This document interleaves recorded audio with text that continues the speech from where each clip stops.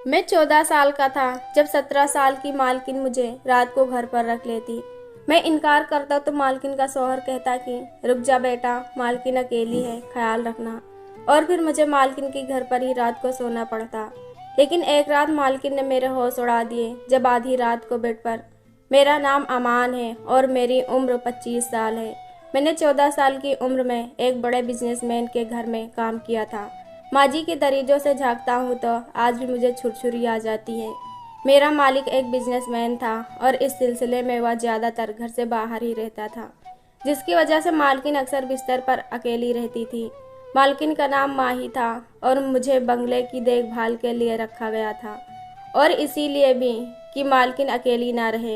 हैरत की बात यह भी थी कि बड़े साहब ने बंगले की हिफाजत के लिए गाड़ी भी नहीं रखा था। बड़े साहब का नाम अजहर खान था और उन दिनों में 14 साल का था और मालकिन की उम्र 17 साल थी। दरअसल मालकिन बड़े साहब से उम्र में 7 साल छोटी थी। मैं नए नए घर में काम के लिए आया था क्योंकि मैं गरीब घराने से था और हम 8 भाई बहन थे। मैं सबसे बड़ा था तो अम्मी अब्बू मुझे काम के लिए घर से भेज दिया करते थे। अक्सर शाम के बाद मालकिन मुझे घर आने नहीं देती थी, मुझे अपने घर रोक लेती थी। लेकिन मैं कोई ना कोई बहाना करके रोजाना अपने घर चला आता था। उन दिनों मेरी तनख्वाह भी कम थी तो एक दिन मालकिन ने कहा कि मैं तुम्हारी तनख्वाह बढ़ा रही हूँ, तुमको रात को भी यहीं पर रुकना है। यह बात मैंने अम्मी अब्बू से बताई तो अम्मी अब्बू ने कहा कि बेटा यह तो बहुत अच्छी बात है, इसी बहाने से हमारे कुछ मुश्किलात आसान हो जाएंगे। लेकिन मैं ना माना और रात रुकने से इनकार कर दिया। अगले रोज मैं काम पर गया तो मालकिन ने मुझसे पूछा कि तुम अपना सामान नहीं लाए। मैंने जवाब में कहा कि मालकिन मैं रात में यहाँ नहीं रुक सकता, इसीलिए मैं अपना सामान नहीं लाया। मालकिन ने अपने शौहर से बात की और मुझे रुकने के लिए कहा। शाम को जब वह खाना खा रहे थे तो उन्होंने मुझे बुलाया और मालकिन ने अपने शौहर के सामने मुझे रोकने के लिए कहा, लेकिन मैंने इनकार कर दिया। तब मालकिन के शौहर ने कहा कि रुक जाओ बेटा, मालकिन घर पर अकेली है, मालकिन का ख्याल रखना। और मैंने तुम्हें काम पर इसीलिए रखा है कि मालकिन घर पर अकेली ना रहे। आखिर मुझसे कोई जवाब न बन पाया और मैंने कहा ठीक है। बड़े साहब ने मुझे मेरा कमरा दिखाया और कहा कि तुम यहाँ रहोगे। मैंने हाँ में सर हिला दिया। अब मैं रात को 10 बजे तक घर की ड्यूटी देता और उसके बाद जाकर सो जाता। एक रात में कमरे में सो रहा था कि मुझे अचानक से दरवाजा खुलने की आवाज़ आई। मैंने सोचा कि घर में चोर तो नहीं आ गए। डरते डरते मैं कमरे से बाहर आया और देखा कि बाहर बहुत तेज हवा चल रही है और दरवाज़ा भी खुला हुआ था। मैंने सोचा कि हवा बहुत तेज है इसलिए शायद दरवाज़ा खुल गया होगा। खैर मैंने दरवाज़ा बंद किया और कमरे में जाकर सो गया। सुबह हुई, मैंने नमाज पढ़ी और अपने दिन भर के कामों में मसरूफ़ हो गया। सारा दिन काम करते करते गुजर गया। रूटीन के मुताबिक मैंने रात 10 बजे तक ड्यूटी दी और जाकर फिर सो गया और रात 2 बजे फिर मुझे दरवाजे खुलने की आवाज़ सुनाई दी और मैंने फिर कमरे से बाहर निकलकर देखा तो आज फिर दरवाजा खुला है। आज हवा भी नहीं चल रही थी। इस तरह करते करते हफ्ता गुजर गया और इससे बहुत परेशान हो चुका था। मैं सारे दरवाजे बंद करके सोता था तो दरवाजा आधी रात को खुल कैसे जाते थे। मैंने सोचा कि क्यों ना आज इस पर नज़र रखी जाए कि दरवाजा खोलता कौन है। रूटीन के मुताबिक मैंने 10 बजे तक ड्यूटी दी और कमरे में जाकर दरवाजा खुलने का इंतजार करने लगा। रात 2 बज गए लेकिन कोई हलचल न महसूस हुई। मेरा नींद के मारे बुरा हाल था। जब कोई हलचल न महसूस हुई तो मैंने सोचा कि कोई मेरे साथ मजाक कर रहा है। मुझे थोड़ी सी भूख और प्यास महसूस हुई तो मैं किचन में चला गया। फ्रिज से खाना निकाल कर खाया, पानी वगैरह करके कमरे में आ गया और पानी वगैरह करके वापस आने लगा तो मेरी अचानक नज़र मालकिन के कमरे पर पड़ गई। मालकिन को देखकर मेरे होश उड़ गए। मालकिन बेड पर बैठी थी और सर के बाल मुंह के ऊपर मौजूद थे और वह बैठी हुई झूल रही थी। मैं किचन के पास दरवाजे के पीछे छिप गया और छुपकर देखने लगा कि अचानक मालकिन बेड से उठी और कमरे से बाहर आने लगी। खुले बाल देखकर मुझे उनसे डर लगने लगा। मैंने देखा कि मालकिन ने दरवाजा खोला और बाहर चली गई। मैं भी मालकिन के पीछे पीछे गया। मालकिन के सारे चेहरे पर बाल मौजूद थे और मालकिन ने सफ़ेद रंग के कपड़े पहने हुए थे और रात 2 बजे का वक्त था। मालकिन बाल बिखेरे सफ़ेद रंग का जोड़ा पहने सड़क के किनारे चल रही थी। मालकिन को देखकर मैं भी बहुत कोसीदा हुआ लेकिन मालकिन के पीछे पीछे चलता रहा। मुझे यह भी नहीं पता कि घर का दरवाज़ा खुला छोड़ आया हूँ। बहरहाल मालकिन के पीछे पीछे चलता रहा। कि अचानक से एक कार मालकिन के पास से बहुत तेजी से गुजरी। मैं गाड़ी की तेज रफ्तार देखकर कार वाले को देखने लगा। जब कार गुजर गई तो मैंने वापस मालकिन की तरफ देखा तो लेकिन अब मालकिन वहां मौजूद नहीं थी। मैं उसी जगह मालकिन को काफ़ी देर तक ढूंढता रहा लेकिन मालकिन ना मिली। मैं थक हार कर घर वापस आ गया। घर आया, मालकिन की कमरे की तरफ नज़र डाली। मालकिन कमरे में सोई हुई थी। अब मेरे दिमाग में बहुत सारे सवालात गूंज रहे थे कि आज तो दरवाज़ा खुला था तो मालकिन आ गई। रोजाना दरवाज़ा खुलते ही जब मैं बंद कर देता हूँ तो मालकिन कहाँ से आती है, यह सोचकर मेरा दिमाग दुखने लगा। मैं कुंडी लगा कर सो गया। सुबह मालकिन ने मेरे कमरे का दरवाज़ा खटखटाया और कहने लगी कि अमान क्या बात है, आज बहुत देर तक कर दी। उठने में सुबह के 10 बज गए हैं। मैं उठा और जल्दी जल्दी तैयार होकर नाश्ता बनाया और मालकिन को दिया और रूटीन के मुताबिक दूसरे कामों में मशगूल हो गया। अब मुझे मालकिन से डर भी लग रहा था और रात के सवाल भी मेरे दिमाग में घूम रहे थे। अब मैं दोबारा रात होने का इंतजार कर रहा था ताकि मालकिन पर नज़र रख सकूं कि वह कहाँ जाती हैं। रात के 10 बजे तक ड्यूटी दी। ड्यूटी देने के बाद कमरे में आकर इंतजार करने लगा कि अचानक से रात के 3 बजे दरवाज़ा खुलने की आवाज़ सुनाई दी। मैं उठकर अपने कमरे से बाहर गया तो दरवाज़ा खुला हुआ था और वहाँ कोई मौजूद न था। मैंने गेट से बाहर आकर देखा तो मालकिन बिल्कुल रोड के किनारे किनारे जा रही थी। मैं फासले सुनकर पीछा करने लगा। मैं पीछा करते करते कुछ ही दूर गया था कि अचानक से पीछे से मेरे कंधे पर हाथ रखा और मुझे अपनी तरफ खींचा। मेरी तो जान निकल गई थी। मैंने पीछे देखा तो एक आदमी खड़ा था। कहने लगा, भाई कहाँ चोरों की तरह जा रहे हो। मैंने उसे जवाब दिए बगैर मालकिन की तरफ देखा तो मालकिन गायब हो चुकी थी। मैंने उस शख्स को बताया कि मैं किसी के घर में काम करता हूँ और यहाँ किसी के पीछे आया हूँ। यह कहते हुए मैं घर की तरफ भागा। घर पहुँचा तो सीधा मालकिन की कमरे की तरफ बढ़ा। कमरे का दरवाज़ा खोलने की हिम्मत ना हुई। मैं खिड़की से कमरे के अंदर झांक कर देखा तो मुझे पीछे से किसी ने धक्का दी। मैंने पीछे देखा तो मेरी तो चीखें निकल गई और मैं दरवाजे से कमरे के अंदर जाने लगा। दरवाजा अंदर से बंद नहीं था। मेरे पीछे मालकिन खड़ी थी। मैं बहुत घबराया हुआ था और मालकिन की तरफ देख रहा था। इतने में मालकिन बोलने लगी कि अमान, इतनी रात को तुम यहाँ क्या कर रहे हो, मेरे कमरे में क्यों झांक रहे थे। मालकिन के हाथ में पानी की बोतल थी जिसे लग रहा था कि जैसे मालकिन किचन से आ रही हूँ। मैं हद से ज़्यादा डरा हुआ था और ज़मीन पर पड़े पड़े मैंने मालकिन से कहा कि आप यहाँ हैं तो बाहर कौन था। मैंने बाहर किसी को देखा है और कमरे में आपको देख रहा था कि आप कमरे में मौजूद हैं या नहीं। मालकिन ने कहा कि जाकर सो जाओ और दोबारा ऐसा मत करना। अगले दिन मैं दिन भर के कामों में मशगूल हो गया और लेकिन मालकिन से बहुत डरा हुआ था। जब मालकिन आवाज़ देती तो घबरा कर आवाज़ देता। मालकिन ने पूछा कि क्या बात है अमान, इतने डरे हुए क्यों हो। मैंने जवाब न दिया और काम में लगा रहा। उस रोज़ मालकिन के सो जाने के बाद मैं कमरे में आ गया। उस रात 12 बजे मुझे दरवाज़ा खुलने की आवाज़ सुनाई दी। मैं बाहर निकला तो मालकिन को बाहर जाते हुए देखा।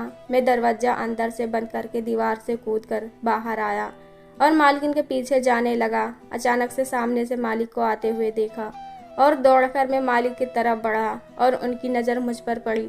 आज तो वह हैरान और परेशान होकर मुझसे पूछने लगे कि बेटा अमान, तुम यहाँ क्या कर रहे हो। मैंने हफ्ते हुए मालिक से बोला कि मालकिन घर से निकलकर इस तरफ गई है। मालिक और मैं उनको वहाँ 1 घंटे तक ढूंढते रहे लेकिन मालकिन न मिली। फिर मालिक मुझे लेकर घर की तरफ आए। देखा तो दरवाज़ा अंदर से बंद था। मैंने सोचा कि मालकिन तो आज पकड़ी जाएगी क्योंकि दरवाज़ा तो मैंने अंदर से बंद किया था और दरवाज़ा अंदर से ही बंद था। इसका मतलब मालकिन अभी तक नहीं आई। मालिक ने कहा कि अमान, दरवाज़ा तो अंदर से बंद है। मालिक ने दरवाजे पर लगी कुंडी बजाई। चंद लम्हे बाद मालकिन ने दरवाज़ा खोल दिया। मैं मालकिन को देखकर हैरान और परेशान रह गया। मुझे ऐसा लग रहा था कि मैं जैसे पागल हो गया हूँ। हम अंदर आए और मालकिन बोली, अरे अमान, तुम बाहर कब गए। मैं क्या जवाब देता, खामोश रहा। मैं कमरे में गया और लेटे ही मेरी आँख लग गई। ऐन नमाज के वक्त मेरी आँख खुल गई। मैं उठा और नमाज पढ़ा। मालिक और मालकिन के लिए नाश्ता बनाने लगा। नाश्ता देने के बाद मालिक से कहा कि मालिक, मैं काम छोड़ रहा हूँ। मालिक ने हैरान होकर पूछा कि क्यों, क्या बात है, काम क्यों छोड़ रहे हो। मैंने सारी बात सच सच मालिक को बता दी। ऐसी कोई बात नहीं है, मैं यहाँ मौजूद हूँ, तुम्हें काम को छोड़ने की कोई ज़रूरत नहीं है। मैं खुद देख लूँगा। मैं अपने सारे काम खत्म करके आया हूँ। कम से कम हफ्ता 10 दिन तो मुझे कहीं नहीं जाना है। मैं सब कुछ संभाल लूँगा, तुम बेफिक्र होकर जाओ। मालिक का यह जवाब सुनकर मैं थोड़ा मुतमईन हो गया। मैं बहुत थक चुका था, जिसकी वजह से उस रात बहुत अच्छी नींद आई। रात के इंतजार में था कि मालकिन तो पकड़ी जाएंगी, लेकिन कोई हलचल महसूस न हुई। इस तरह एक हफ्ता गुजर गया। जब से मालिक घर आए थे, घर में सुकून था। मैं सोचने लगा कि शायद ज़्यादा काम करने की वजह से मेरा ही दिमाग खराब हो गया था। अब मालिक का जाने का वक्त भी हो गया था। मालिक जाते वक्त मुझसे यह कह गए थे कि बेटा अमान, अब जब तुम्हारी मालकिन घर से बाहर जाएंगी तो तुम मुझे तुरंत फ़ोन कर देना। मैं जहाँ भी रहूँगा तुम्हारे पास आ जाऊँगा। ये सुनकर ही मैं खुश हो गया। अगले 2 दिन तक कोई हलचल महसूस न हुई। तीसरे दिन फिर रात को 2 बजे मुझे दरवाज़ा खुलने की आवाज़ सुनाई दी। मैंने मालिक को फ़ोन कर दिया कि मालकिन घर से बाहर निकल गई हैं। मैं मालकिन के पीछे पीछे जा रहा था और मालिक को उनके लोकेशन के बारे में बता रहा था कि अचानक से मैंने देखा कि रोड पर मालिक की गाड़ी आ गई। मालिक ने गाड़ी जाकर मालकिन के पास रोक दी और मालिक तेजी से गाड़ी से नीचे उतरे। मालकिन का हाथ पकड़कर गाड़ी में बिठाया और गाड़ी को तेजी से लेकर निकल गए। वहाँ कुछ फासले पर एक जंगल मौजूद था। मैंने मालिक को वहाँ जाते देखा। मैं परेशान होकर सोचने लगा कि मालिक को तो घर जाना चाहिए था कि ये जंगल की तरफ क्यों जा रहे हैं। मैंने मालिक का पीछा करने को सोचा। मैं भी मालिक के पीछे पीछे जंगल के अंदर चला गया। इस घने जंगल के अंदर पुरानी लकड़ी से बना एक कमरे का छोटा सा घर था। वहाँ मैंने मालिक की गाड़ी को खड़े देखा, लकड़ी के टूटे दरवाजे से अंदर झांक कर देखा और जो कुछ सुना एक बार में तो हिल गया। मालिक और मालकिन आमने सामने कुर्सी पर बैठे हुए थे। मालिक कह रहे थे, और बताओ मुझे। मालकिन चुप रही। मालिक ने दोबारा मालकिन से पूछा, माही बताओ मुझे कब से मेरा पीछा कर रही हो। सब कुछ मुझे साफ साफ बताओ, वरना मैं तुम्हें यहीं पर मार दूंगा।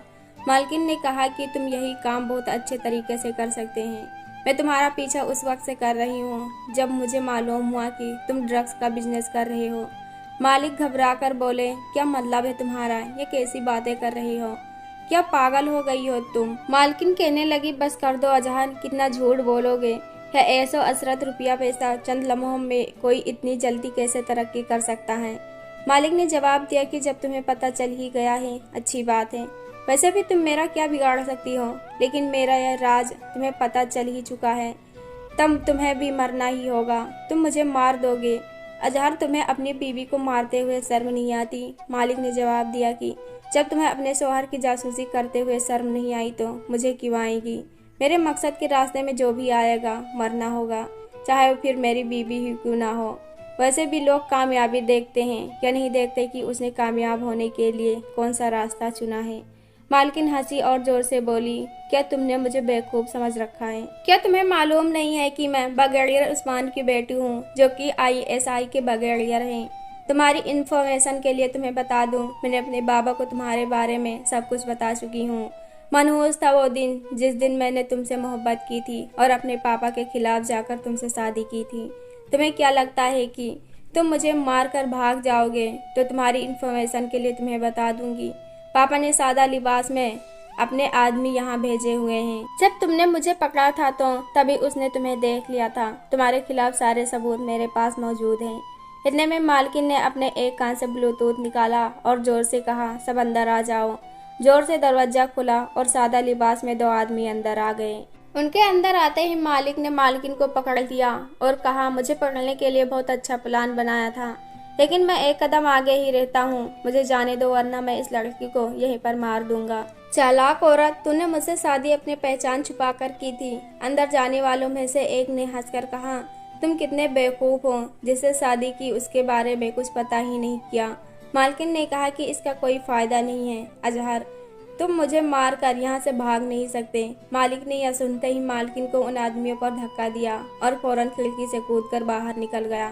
मैं यह सब चुप कर देख रहा था। 15 मिनट बाद 2 आदमी वापस आकर कहने लगे, मैडम, बुरी खबर यह है कि वह भाग चुका है और अच्छी खबर यह है कि हमने उसकी गाड़ी में ट्रैकिंग डिवाइस लगा दी है, जिससे वह जहाँ जाएगा पता चल जाएगा और हम उसे आसानी से ट्रेस कर सकते हैं। इतने में मालकिन की नज़र मुझ पर पड़ी और उन्होंने अपने एक साथी को मुझे लाने के लिए कहा। मैं भागने की कोशिश की, लेकिन पकड़ा गया। मुझे मालकिन के पास लेकर गए। मालकिन ने मुझसे पूछा, अमान, तुमने क्या सुना है? मैं सर झुकाकर बोला, मालकिन मैंने सब सुन लिया है। मालकिन के पास जो आदमी मौजूद थे उनसे मालकिन ने कहा कि अमान को गाड़ी में बिठाओ। उन आदमियों ने मेरे आंख पर पट्टी बांधी और मुझे गाड़ी में बैठा दिया। मालकिन ने उन आदमियों से कहा कि अजहर को ट्रेस करो कि वह कहाँ है। जंगल से बाहर आते ही गाड़ी एक जगह रुक गई। इतने में उन आदमियों ने कहा कि हमने अजहर को ट्रेस कर लिया है। वह इस वक्त हमसे 15 मिनट के फासले पर मौजूद है। तुम ऐसा करो कि लोकेशन को गूगल मैप में डालो और रोड से स्टार्ट कर दो, या गूगल हमें रोड्स बताएगा। गूगल के रोड के मुताबिक एक जंगल में जा पहुँचे, मतलब गाड़ी यहीं पर मौजूद है। यकीनन अजहर इस बंगले में ही मौजूद होगा। चलो देखते हैं। मालकिन और उनके दोनों साथी गाड़ी से नीचे उतरे और बंगले के अंदर घुस गए। मालकिन ने कहा कि अजहर भागने की कोशिश मत करो, क्योंकि यह बेकार है। सिर्फ ना तुमने मुझे धोखा दिया है, बल्कि तुम मासूम इंसानों की जिंदगियों से खेल रहे थे, इसलिए हम तुम्हें यहाँ से लिए बगैर वापस नहीं जाएंगे। अजहर ने मजामत की, लेकिन पकड़ा गया। मालकिन के आदमियों ने मालिक को गाड़ी में बिठाया और चले गए। और इसके बाद मालकिन ने मुझसे कहा, अमान, हम तुम्हारे साहब की गाड़ी में तुम्हारे घर जाएंगे। मुझे माफ़ कर देना, मेरा मकसद तुम्हें डराना नहीं था। मैं सिर्फ चाहती थी कि तुम मेरे मुजरिम शौहर को बुलाओ और मैं उसका जुर्म खुद उसके मुंह से निकलवाऊं। तुमने बिल्कुल वैसा किया जैसा मैं चाहती थी। मेरे लिए यह सब कुछ बहुत मुश्किल था, मगर मैं तो मालकिन पर हैरान था कि इतनी छोटी उम्र में कितनी बहादुर थी। यकीनन उस दिन मैं उनसे बहुत मुतासिर हुआ था। दोस्तों, ये कहानी कैसी लगी कमेंट बॉक्स में ज़रूर बताएं। वीडियो को लाइक करो, चैनल को सब्सक्राइब करो। हम ऐसी कहानी आपके लिए लाते रहेंगे। धन्यवाद।